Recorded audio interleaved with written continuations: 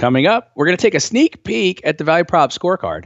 Fred Scholl joins us. We're talking about how to get off the security island and maybe why you want to.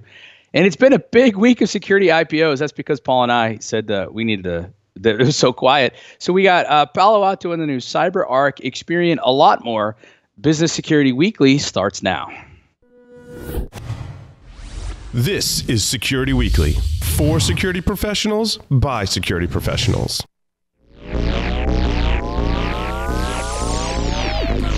Broadcasting live from G-Unit Studios in Rhode Island, it's the show about security startups, how to secure your startup, and advice for security startups. It's Business Security Weekly. I need it from the top.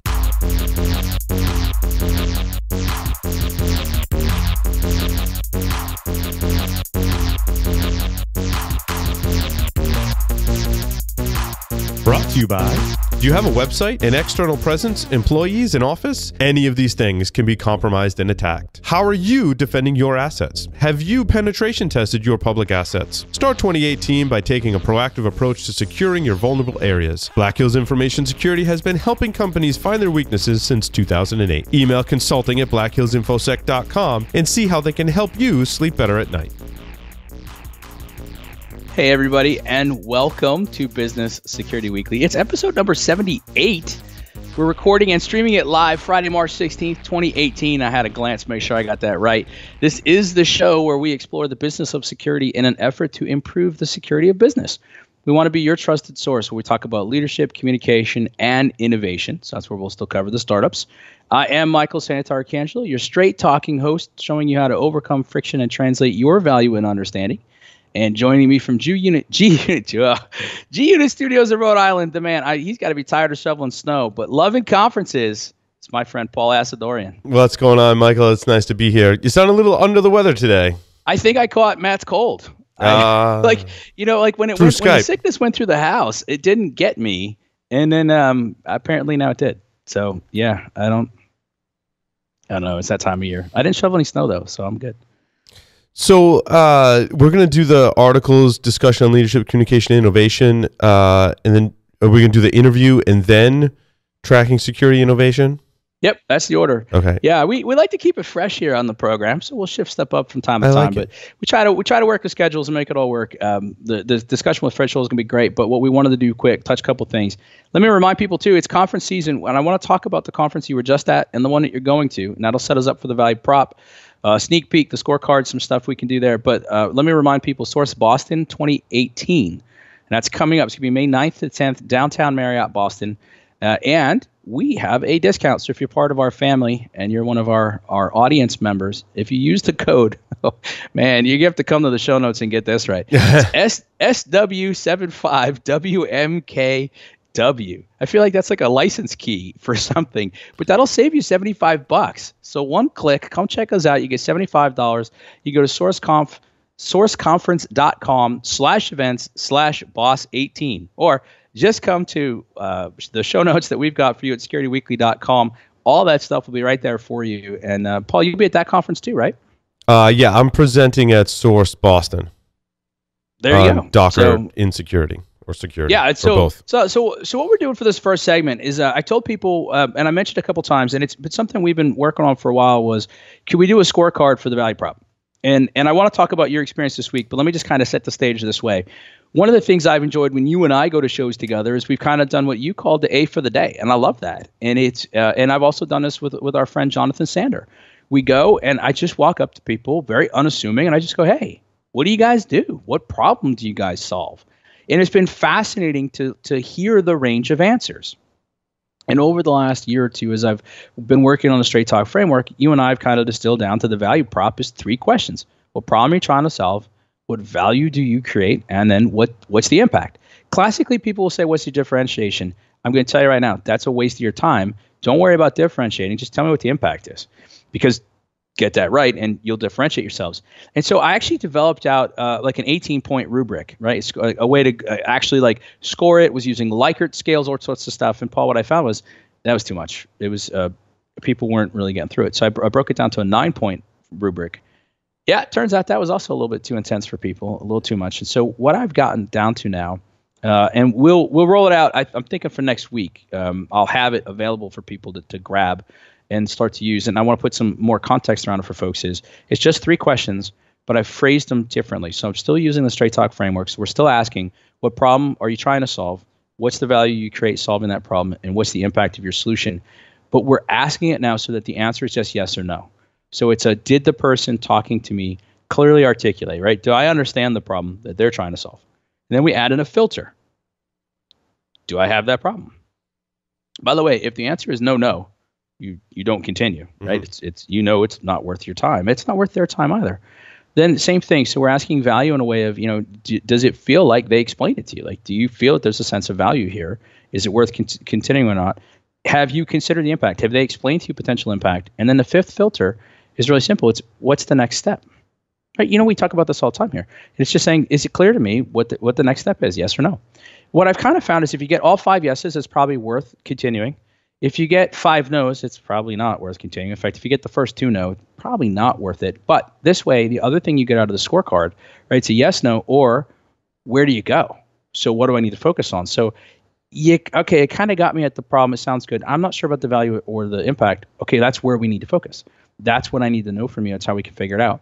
And in the preliminary stuff we've done, it narrows it down to, I'm going to say first time you go through it, 10 minutes to get it right. And I'm putting some other stuff around it to help people understand how to ask and answer those questions even a little faster. Paul, this should sort it out 5 minutes and you kind of get a sense of it or not. And what I'm finding is, so I want you now to take me to your conference experience. There's so much overwhelm. I don't know who I should be talking to or not. And as a CISO today, we keep talking about 60, 70, 75 plus vendors. And oh, by the way, who should you talk to? What problem do you need to solve? What problem are you trying to solve? And we don't really have this way to push back. And we don't have a way for people who aren't in security to push back, except for if you ask these questions.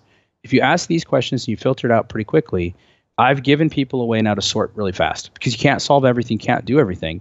There's some neat twists too. I'll roll this out more in the future, but you can actually use this internally as well, both with your team and with people asking requests of you. You got to twist the questions a little bit, but that's kind of where we're at. So now I know you guys had some snow this week. Did the snow impact the show? Not really. I think the first day was probably a little lighter. Attendees might have had a little trouble getting there. Most people made it okay. Some of the vendors were setting up a little late, probably delayed shipments or flights or whatever. But everyone got there, and the show went off, which was great. There was a whole ton of vendors there. I don't have the exact number.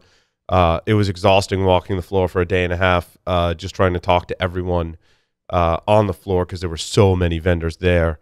And what I found, and I actually on the car ride home, I was actually talking with the guys about this, Mark and Keith, who were at the show with me. So, it'd be interesting. I want a breakdown from these shows that shows me, like, by title or category, who's staffing the booths, right? Yep. My unscientific guess that it's largely salespeople and it's largely local salespeople. And I think we need to come up with some more metrics around some of these conferences and understand that, like these set of shows, it's mostly local salespeople looking to network locally to get sales. And I was like, well, there's value in that for sure. And that doesn't necessarily translate into someone who's an analyst like myself or Michael, going up to the booth and starting to dig in questions and technical questions. Like, I was trying to understand the motivation behind the companies for sponsoring the event. It seems to me some of these local events for local salespeople or local channel salespeople looking to improve the channel and for, general branding. So kind of adjusting, the strategy a little bit to take that into consideration and also use that to our advantage, obviously, because when we go to the show floor, there's obviously people who are already sponsors. So what a great time to meet with their salespeople. Now that I know that majority is going to be salespeople, tell them a little bit about Security Weekly and how they can use it to help their sales deals, right? So I thought that was a unique thing that came out of it. And so sometimes you do, and it's kind of all over the map. Sometimes you get some technical people there. Sometimes you get some marketing people there. So it's really depends on the vendor, depends on the show. I want to get some more scientific data behind that. The A for the day is such a no-brainer, Michael, because this person handed me a sheet that he had customized and put together. And he said, look, I wanted something that talked about what each of our solutions are. And then in the next column, what problem they solve. And then in the next column, what's the impact? I was like, all right, Seriously? Seriously, dude. I was blown away. I was like, dude, A for the day right there. Bill from CA Technologies, hands down, A for the day. It was awesome. I'm like, dude, I've never gone to a conference. That's a first. Yeah. That's he's like, I scoured through all of our marketing materials. He is a big company, right? I scoured through our marketing materials and I came upon this nugget and I customized it and I made my marketing team print it out for me, which was funny because it was on like a black and white like sheet of paper. Like they were rushing the last minute to get it printed out. It's okay. I'm like, dude, that's awesome. That's exactly what Michael just talked about in the beginning of this show, right? You've got the solution, the problem, and the impact. And he's like, that's what I want to sell on. I'm like, yeah, dude, that is exactly what you want to sell on. It was so awesome. So awesome. You know, and as I've been listening to you, and that's why I wanted to kind of start this conversation now. So a couple of things. I was really hoping, because I realize now we're in the swing of conference season. So, we set these arbitrary dates on ourselves. Like, I really wanted this done last week. Okay, but it's not done yet. All right, but it's close. So what I've been trying to work on too is that it's going to be a free download. Anybody can grab it, and I'm giving everybody kind of like a little printout if they want of the parts of Value Prop. Because here's the thing with Value Prop: it's the beginning of Straight Talk, right? And the idea of Straight Talk is it's how you can organizationally overcome friction or individually translate your value and understanding. So go back to your point, because you said something that's really interesting. I'm going to be curious what I'm able to do with it. But if you're at a trade show or you're at an event, and you've got that mix. I'm field marketing. I'm event marketing. I'm sales. I'm local sales. I'm a technical representative. The idea of using this value prop scorecard then is to say, okay, what problem do you solve? By the way, everybody in your organization, if they're customer facing, should know how to answer that question. And the answer should never be, I don't know, or it depends. It shouldn't be, it depends. I mean, I think Sean D'Souza got this so powerful when he talked with us on the 2 episodes where we shared that, but he said there's never a wrong problem, but you got to pick one. You got to own it. You got to know it really well. And I think what happens, a lot of people go, well, what if the person I'm talking to doesn't have that problem? Well, then they don't have that problem. Like, that's okay. They're not going to buy from you necessarily, but certainly they're not wasting. Don't waste your time. Don't waste their time. But then, so if I get somebody who's more technical, look, if you solve the problem, I just want to understand the value and impact. If you can't answer impact for me, so that's why I said, if you can say to me, yep, I know the problem, and I have that problem, that's a top 3 problem for me, it's probably worth continuing to explore. Now, if the person you're talking to can't give you the answers to help you assess value or impact, then you know your next step is, who's the person I should speak with to understand value and impact? And by the way, if you're on the other side of that table, and you get a CISO, an influencer, a decider, whoever you want to use for your profile, your persona, who specifically asks for that, don't give them the runaround. Paul, I don't know if this has happened to you, but people, that sounds great. Let me give you a little bit more history. No, I don't need more. I don't care, guys. Like, what are you doing? I got a very clear next step. Don't drop that ball. And by the way, it happens all the time. But so the idea here is this should give us in our industry a tool not only to push back, but to sort out. I know the problems I'm trying to solve, so I go up to somebody and I figure out what they're up to, and I can score them real quick. Yes, no, that's it. By the way, we'll have the more advanced stuff, and you and I can use that certainly when we're together and like really get into how well they did it. But somebody actually put together a sheet and looked at that type of stuff. So here's the thing: if somebody's going to be at a conference next week or even the week after, and you want an early copy of this, just send me an email or hit me up on Twitter or LinkedIn. People, like, I respond all the time. I'll get you an early copy. If you get an early copy of something, all I'm going to ask for is you use it, you time it, and you get back to me. I got a couple questions for you on it, because what I'm also trying to do, Paul, is put together like a quick little email series to just kind of explain each of the pieces. Now, those of you who hate signing up for stuff, it's no worries. I'm actually going to put it up on the website too. So you'll be able to get that, and you'll be able to kind of have some of those things, so I can address some of these questions and answers and really help people out. And the beauty is, because I've had a couple people ask this, it's all still straight talk. It's all still value props, all still straight talk. It's just what I've realized, and you and I do this. How many people, when we say what problem you're trying to solve, nail it? Because the list is pretty small. It is. It's still pretty small. Almost to the point where I'll just ask them what they do so they feel comfortable, and then I'll ask them what problem they solve. Yeah. No, I think that's fair. Yeah, I think that's a good way to do it. We're constantly learning and adjusting the strategy. I think that I do have a lot of tips for vendors. I know we're going to talk about the giveaways. Certainly that could be a whole segment in and of itself. And when I realized it at the conference, Michael, it just really quick, like, there are giveaways that you you have at the conference to increase your exposure at that conference. So they don't have to be something that sticks around forever. They're very much ephemeral. And that's a valid strategy at a conference where there's, it's 79 other vendors on the show floor. That's certainly a strategy. And then there's I want them to take it home or to the office, and I want to have some staying power there. I don't want to give away, like in the example they gave, like a small bottle of Fireball that they're going to just drink and then throw out. That may work for at the conference, but certainly doesn't work at home. Certainly the bags that I got, like already being repurposed to the kids' swim class that we've talked about so many times. But I like the article that talks about stickers on the laptop. Like that's something that could have some staying power. So have some stickers, but think about where you want that sticker. If you want it on someone's laptop, don't be like us and print a big bumper sticker. Like we do that. That's not for your laptop. I mean, it can be, but people are like, I want to put that on my car. Like, okay, so I'll print bumper stickers so you can put it on your car. Right. I think we're the only ones that had large rectangular stickers that were like a bumper sticker for your car. So they're also good too, just because I always did this. Bumper stickers on guitar cases work for me. Yeah, or cases and stuff. Like I've seen our Hack Naked stickers on a lot of cases too. Yeah, no, that makes sense. Yeah, so what I try to do is I grabbed a couple things that kind of related to looking at products and positioning and things where value prop really starts to matter. Because the thing that's been interesting to me, and we talk about this a lot on the program, so it's been interesting in our own evolutions of journeys. I'm still very focused on straight talk. In fact, it's kind of fascinating because when I was talking, so our next segment is going to be with Fred Scholl. I've known Fred for 2 decades, and we got talking this week. And I was like, it's kind of funny. Some of the stuff I'm doing isn't really different than what I've been doing for the last 10 to 15 years. And even the way we describe it is not radically different. It's those subtle changes. It's those subtle shifts. And so the idea behind straight talk, the idea behind the value prop is these questions really matter. I love your approach, though. Instead of just hitting people with it right out of it, what do you do? How are you today? Hello. Like we could start with some basics. But the idea was I wanted to give people a very consistent way to sort. And so, looking at the swag, thinking about those shows is just giving people some different ways to take a look at it. The other ones that I wanted to put in here that I thought were just kind of interesting, and we can keep this part tight, was there's one that talks about business jargon and why we keep using it. And it's kind of interesting because, it's funny. I don't have a problem using colorful language, but this one is very colorful in its language. And so I actually stripped some of it out. Let's talk about that one first. And it talked about, if we all hate business jargon, why do we keep using it? Now, when we look at this value prop stuff, we look at straight talk, there's a natural fit here. But what it talks about was we're doing it because, and I love this quote, this is a direct quote. This starts, right? So ending the tide of BS starts by investigating the parts of your organization that are hollow and hold little value.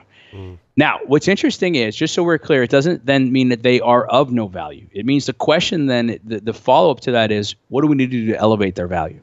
And we've done this for years. Look, we wrap up who we are in what we do. Right, wrong, or indifferent, different podcast, different day. But what happens then is we get tied to the pet language, we get tied to the jargon. And, as you and I do, and I think you and John Strand do a great job of parsing through the litany of BS that we get. You're like, I'm sorry. So what did you say there again? Exactly. And it happens everywhere. And so the first part is you got to figure out what holds value. By the way, you could use the value prop to do that. Go ask just those questions. Go look at those 3 questions or the 5-part simple scorecard, yes, no's, and it gives you an understanding. And if you can't answer it cleanly, then if you're internal and the answer isn't walk away, then you get an opportunity to be a little bit smarter, a little bit better about how you do parts of it. Second thing that I recommend is you ask, what does this mean?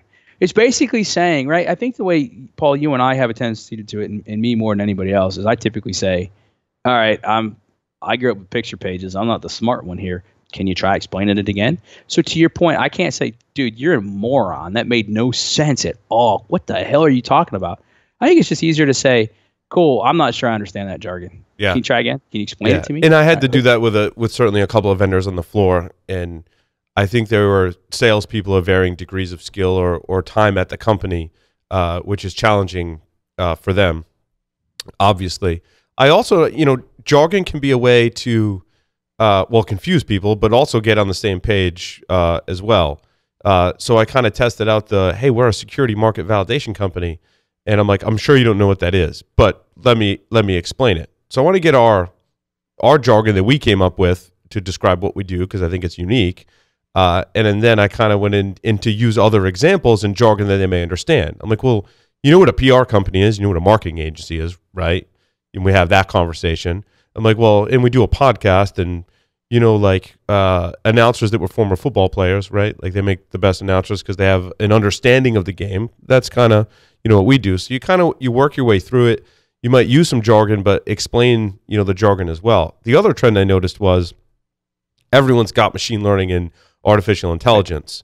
Right. What I thought was kind of refreshing, actually, though, is in the pitches, they didn't make that the focus. They're like, "Yep, we use machine learning and AI," and they're like, "I know that's a buzzword, but here's how we use it." Overall, the vendors did a pretty good job at this show. I was impressed that they recognized that that's an overused term, and it can mean that most people don't understand what it means, and that people don't understand the value when you just use those terms. I thought they did a pretty good job of not like going there, right? They kind of was like, yes, we do that, but here's why we do it better, we do it different, and here's the impact to you because of the way that we implement it. So a lot of interesting things. No, I like it. The other recommendation here too is just kill the jargon off. Like, don't use it. Mm-hmm. Stop using it. Right. That's my whole thing with Straight Talk. It's if everybody's ever followed like Jocko Willink, and he does the extreme ownership, people are like, but what if he's like extreme ownership? But what extreme ownership? And I've had people do that to me. Like, what if someone's not ready for Straight Talk? Straight Talk. Look, it's not a throat punch, right? Or 5-finger death punch, or any of the kung fu stuff that you could school all of us on. This is saying, have you taken the time to translate into understanding? That's it. That's all Straight Talk is. It's connecting those dots, putting it together. And so part of the reason we use jargon is because we haven't given ourselves the tools not to. I think a communication point that I wanted to highlight, Michael, in this segment, because it hits pretty much all the articles that you have in here, is that when whoever it is that comes to your booth at a trade show, you have to show interest and treat everyone equally that comes to your booth. Because I tell you what, there were some booths I walked up to, and I mean, I give them. You were interrupting their day, huh? Yeah, I was, and so I get that, right? Because some of them, it's a salesperson. I'm not a Fortune 2000 company that's in the Boston area, and if you're not, I feel like they were just kind of like looking around, like not really paying attention to what I have to say. Everyone that comes to your booth, you need to make sure your staff is briefed on. You want to tell them about what we do, and you want to make sure you get our message out there, and that's maximizing the value of your floor space on that trade show. That not everyone that comes to your booth is going to be, your next $500,000 deal. Sure, there might be some of that. Great. But you have to make an impression on everyone that comes to the booth, regardless if they're a brand new intern that happens to be there from another company, if they're an analyst like myself or Michael or any of the other hosts, or if there's someone looking for a job, whoever it is, you got to make a good impression on them. And looking like disinterested, and there were just some people that would like had no personality or the wrong personality to be at the booth. And I tell you what, when I went up to the Barclay booth, is a great example. The woman there, and I can't remember her name, I apologize. She did a great job. I mean, her personality was just awesome. I mean, it was someone you wanted to sit and talk to. She was enthusiastic, energetic, knew enough. Now, you could tell, being technical, right, that she was repeating some things she heard from other people. I could tell that. That's fine. And she admitted where her knowledge kind of stopped, right? That's but great. She was if excited. You can admit that. Yeah, she was excited about it and talked about the company. That's part. It almost didn't. It doesn't. If a person like that, doesn't matter what the role is in the company. If they know what you do and can be excited about it and talk a little bit of the jargon, even if there's limitations in their knowledge, that's awesome. And what I realized after speaking with her, I'm like, oh yeah, that's where Not Kevin works. So, yeah. There you go. So we like them. They're good people. All right. Well, so this last part then too, just because it's going to be on that theme, and I wanted to at least theme this section out a little bit. Hacker Noon had a bit of great products aligned with existing behaviors, and this is something you and I have talked about consistently. You can have a great technical program. You can even have a great technical product or solution. You can have a great technical team. You could be the best thing since Betamax, but if you don't communicate, if you don't explain it. If you can't understand it. I was listening to a great, actually, I don't get a lot of time because I don't have a long commute, but I pulled up, I've been taken with a lot of the Stoic philosophy. And the next book that I'm going to recommend that I'm reading right now is The Obstacle is the Way. And I was watching an interview with Ryan Holiday about that, and he made a comment about writing, and he said, it's fascinating. I've worked with people that have spent 4 or 5 years writing their book, and I ask them what it's about, and they can't tell me. I ask them why I should read it. They can't tell me. And he said, and I wrote down the quote because it was really cool. It was like, the single most important thing you need to be able to do is translate to someone else why what you're doing is important to them. Yep. Same thing when you're doing this product. And so what's interesting, you think about the things you and I talk about. They listed out four basic problems. Trying to solve a problem that just doesn't exist or it's not problematic enough. Mm-hmm. You know, just because it's a problem for you and your friends doesn't mean it's a problem for everybody else. Not positioning your product well, not using the right sales pitch, and not having the right focus. Yep. I mean, it's, you know, and we see that all the time. And so, you know, it's interesting. By the way, if you're watching this and you're a vendor, you can grab that scorecard from me too. Make sure you can answer the questions, but you can turn it around and use it too. Somebody comes up to your booth, and again, to your point, Paul, you might start with, hey, how are you? What do you do? But you feel free to ask him, hey, what are the top 3 challenges you're trying to solve today? I ask people that question all the time. Mm-hmm. Most people can't answer that question, but in a rare event they can, and you are not the solution to that, save them the time. Say, you know what? I do X. Doesn't sound like I'm a good fit for where you're at today, but you might be. Love to be top of mind. You know, and can I steer you to somebody else, or who can I help you with? People respect that kind of stuff. So I think those are some good things there. So anyway, that's coming up. If people want to talk about it, I'm happy to chat. I've already had 1 or 2 people reach out and say, hey, how can I help? The way you can help, just, you know, take what I'm putting together, use it. Tell me where you got some questions or problems. We'll tweak it out. We'll put some stuff up here. And then, Paul, what you and I got to figure out is how we start encouraging people to use this at some of the conferences and come back. Tell us how it worked or didn't work. Are they getting better conversations as a result of it? Are they able to make better decisions as a result of it? Can they go back to the home office and show people that they got more value out of the conference because they could sort out who they met and didn't meet, and they didn't waste their time? Those are the things that I want to make sure that we're dialing in on. So that's where we're at. A last piece of advice that I realized now that I think that our shows are growing in number, categories are getting more crowded.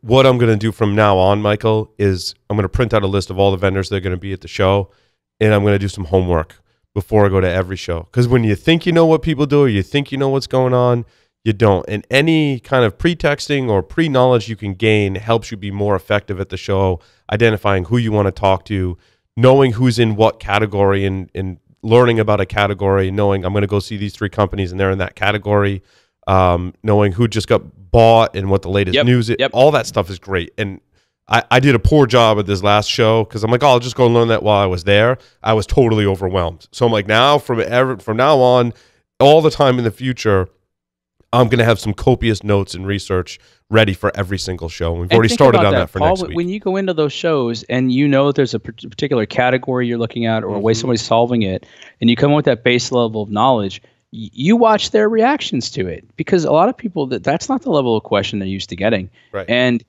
to your point, you might not get the ultimate expert on it, but still watch what they say, listen to their words, and then see where it leads. I think it's much more productive use of time. So that's fantastic. And we'll keep talking about how to help people structure that. That's exactly the goal we're going to do. Right now, we're going to take a quick break. So don't forget, go to securityweekly.com. Our network is growing. We're going to take a look, right? We got 4 shows really focused on the enterprise. We got 7 shows in total.